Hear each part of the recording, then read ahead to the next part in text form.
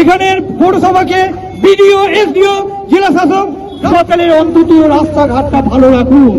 Suri super speciality হাসপাতাল, হ্যাঁ এই হাসপাতাল, যে হাসপাতালে রোগী চিকিৎসা থেকে রাস্তার বেহাল দশা নিয়ে ভুরি ভুরি অভিযোগ। শুধু অভিযোগই নয়, এবার গান গেয়ে প্রতিবাদ জানালেন বাউল শিল্পী স্বপন দত্ত বাউল। মুখ্যমন্ত্রী মমতা বন্দ্যোপাধ্যায়ের পথশ্রী প্রকল্পের কথা তুলে ধরলেন তিনি এবং গানের মাধ্যমে প্রতিবাদের ঝড় হাসপাতাল চত্বরে। যদিও এসব বিষয়ে গুরুত্ব দিতে নারাজ হাসপাতাল কর্তৃপক্ষ।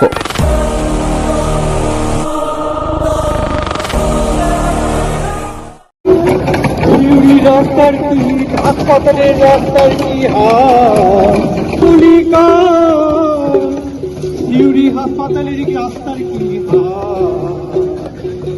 রোগীদের যেতে হয় কত যন্ত্রণা।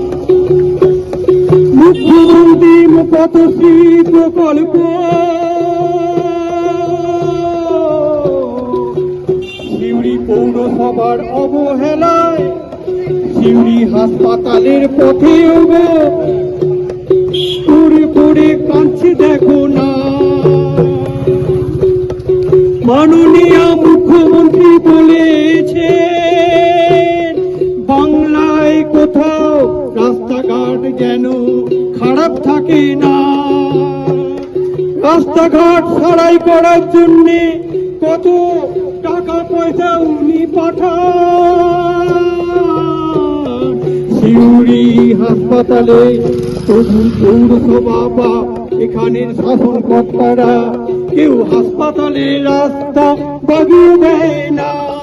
বর্ষাকালে জল জমতে পারে, সেই জলে ডেঙ্গু মশা হতে পারে।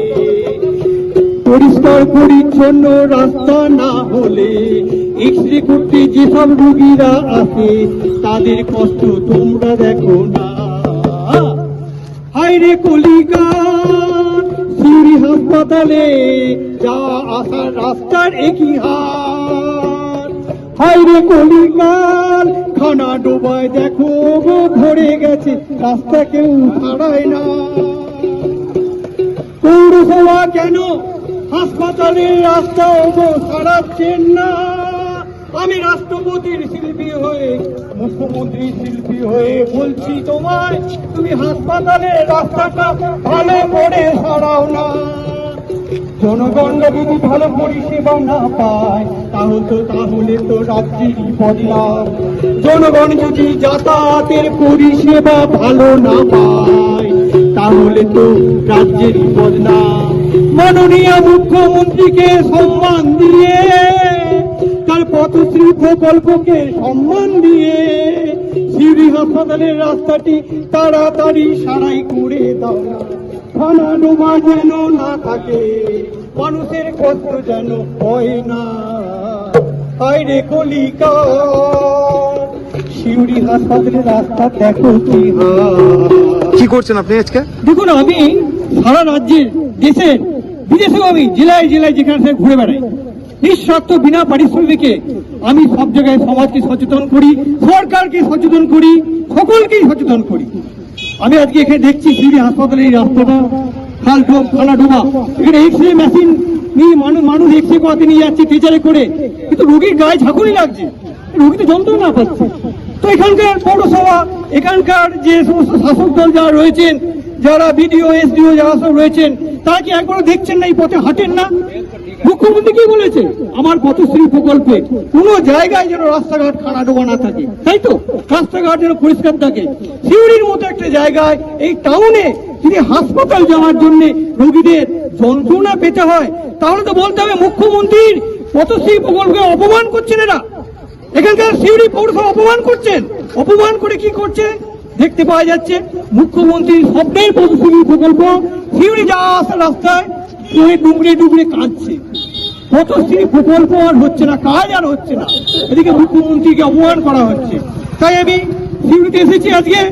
আমি এখানকার শাসক দলকে, এখানের পৌরসভাকে, বিডিও এসডিও জেলা শাসক, রাষ্ট্রপতির শিল্পী হয়ে তাদের আমি বলছি, সামাজিক দায়বদ্ধতা মাথায় রেখে আমি বলছি যে আপনারা হাসপাতালের অন্তত রাস্তাঘাটটা ভালো রাখুন।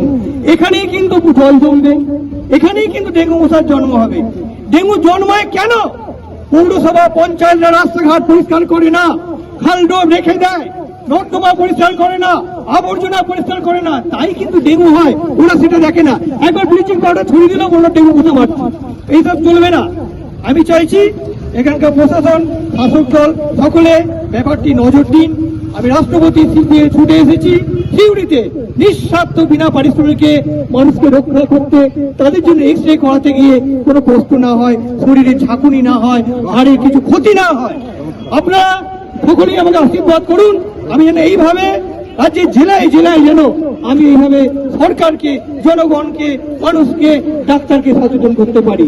আমার নাম ডক্টর স্বপন দত্ত বাবু, পূর্ব বর্ধমান।